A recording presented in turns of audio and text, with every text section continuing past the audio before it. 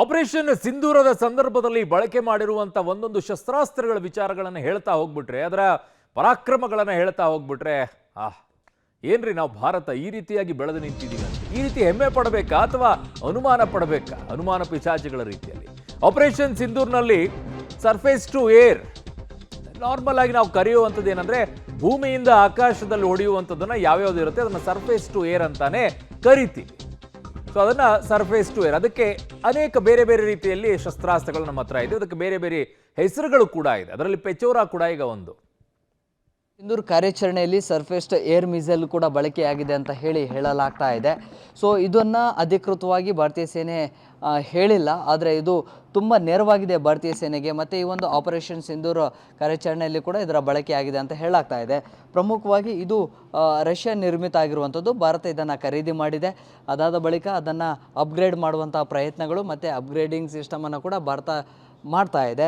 ಇದು ಹೇಗೆ ವರ್ಕ್ ಆಗುತ್ತೆ ಅನ್ನುವಂಥದ್ದನ್ನು ವಿವರಿಸ್ತಾ ಹೋಗ್ತೀನಿ. ಇದು ಸುಮಾರು 4ರಿಂದ 5 ಕಿಲೋಮೀಟರ್ ತನಕಲೂ ಕೂಡ ಇದು ಶತ್ರು ರಾಷ್ಟ್ರಗಳ ಡ್ರೋನ್ಗಳು, ಮಿಸೈಲ್ಗಳು ಅಥವಾ ಏನಾದರೂ ವಿಮಾನಗಳನ್ನು ಬಂದರೆ ಅದನ್ನು ಟ್ರ್ಯಾಕ್ ಮಾಡುತ್ತೆ. ಸೊ ಇದು ಟ್ರ್ಯಾಕಿಂಗ್ ಸಿಸ್ಟಮ್ ಇದು.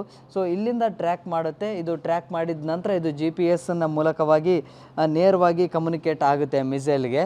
ಸೊ ಅಲ್ಲಿಂದ ಆ ಲಾಂಚ್ ಮಾಡುವಂಥದ್ದು ಕೂಡ ಆಗುತ್ತೆ. ಅದನ್ನು ಲಾಂಚ್ ಮಾಡಲಿಕ್ಕೆ ಪ್ರತ್ಯೇಕವಾಗಿರುವಂತಹ ವೆಹಿಕಲ್ ಇರುತ್ತೆ. ಇದರಲ್ಲಿ ಸಿಬ್ಬಂದಿಗಳು ಕೂಡ ಇರ್ತಾರೆ, ಸೇನೆ. ಸೊ ಇದು ಟ್ರ್ಯಾಕಿಂಗ್ ಸಿಸ್ಟಮ್, ಒಂದಕ್ಕಿಂತ ಮತ್ತೊಂದಕ್ಕೆ ಟ್ರ್ಯಾಕಿಂಗ್ ಸಿಸ್ಟಮ್ ಇರುತ್ತೆ. GPS ಟ್ರ್ಯಾಕರ್ ಸಿಸ್ಟಮ್ನಿಂದಾಗಿ ಕಮ್ಯುನಿಕೇಟ್ ಆಗ್ತಾ ಇರುತ್ತೆ. ಶತ್ರುಗಳ ಮೂವ್ಮೆಂಟ್ ಏನು ಆಗಿರುತ್ತಲ್ಲ ಅದನ್ನೆಲ್ಲವನ್ನು ಕೂಡ ಈ ಒಂದು ರೆಡಾರ್ ಸಿಸ್ಟಮ್ನ ಮೂಲಕವಾಗಿ ಪರ್ಟಿಕ್ಯುಲರ್ ಈ ವೆಹಿಕಲ್ ಮುಂದೆ ಇದೆಯಲ್ಲ ಅದಕ್ಕೆ ಆ ಒಂದು ಮೆಸೇಜನ್ನು ಪಾಸ್ ಮಾಡುತ್ತೆ. ಅಲ್ಲಿಂದ ಆ ಒಂದು ಲಾಂಚ್ ಮಾಡುವಂಥ ಪ್ರಕ್ರಿಯೆಗಳು ಕೂಡ ಆಗುತ್ತೆ. ಮುಖ್ಯವಾಗಿ ಇದು ಏನಿದೆಯಲ್ಲ ಇದಕ್ಕೆ ಪರ್ಟಿಕ್ಯುಲರ್ ಆಗಿ ಪೆಚೋರಾ ಅನ್ನುವಂತಹ ಹೆಸರನ್ನು ಕೂಡ ಇಟ್ಟಿದ್ದಾರೆ. ಸೊ ಇದು ತುಂಬ ಶಕ್ತಿಶಾಲಿ. 4ರಿಂದ 5 ಕಿಲೋಮೀಟರ್ ವ್ಯಾಪ್ತಿ ತನಕ ಇನ್ನೇನು ನಮ್ಮ ನೆಲೆಗಳನ್ನು ಅಥವಾ ನಮ್ಮ ಟಾರ್ಗೆಟ್ ಅಂದರೆ ಶತ್ರುಗಳು ಏನು ಟಾರ್ಗೆಟ್ ಪಾಯಿಂಟ್ ಇಟ್ಟಿರ್ತಾರೆ ಅಲ್ಲಿ ಹತ್ತಿರಕ್ಕೆ ಬಂದು ಇನ್ನೇನು ಟಾರ್ಗೆಟ್ ರೀಚ್ ಆಗಬೇಕು ಅನ್ನೋಷ್ಟರಲ್ಲಿ ಇದು ಮಿಸೈಲನ್ನು ಲಾಂಚ್ ಮಾಡಲಾಗುತ್ತೆ. ಸೊ ಸಂಪೂರ್ಣವಾಗಿ ಹೊಡೆದಾಕುವಂತಹ ಸಾಮರ್ಥ್ಯ ಕೂಡ ಇದಕ್ಕೆ ಇರುತ್ತೆ.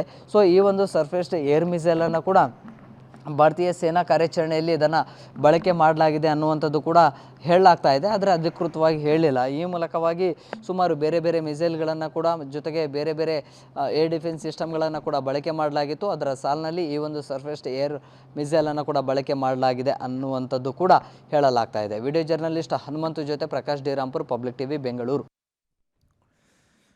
ಸೊ ಅದು ಪೆಚೋರಾ ಅಂತೇಳಿ ಅದರ ಹೆಸರು, ಮಿಸೈಲ್ ಹೆಸರು. ಅದನ್ನು ಸರ್ಫೇಸ್ ಟು ಏರ್ ಅಂತ ಕರೀತಾರೆ. ಯಾಕೆ ಅಂತಂದರೆ ಕೆಳಗಡೆ ಭೂಮಿಯಿಂದ ಆಕಾಶದಲ್ಲಿ ಬರೆಯುವಂಥ ಹೊಡೆಯೋದಕ್ಕೆ ಅದನ್ನು ಬಳಕೆ ಮಾಡ್ತಾರೆ. ನಾರ್ಮಲ್ ಆಗಿ ಇವುಗಳನ್ನು ಶಸ್ತ್ರಾಸ್ತ್ರಗಳಲ್ಲಿ ಇದನ್ನು ಬಳಕೆ ಮಾಡ್ತಾರೆ.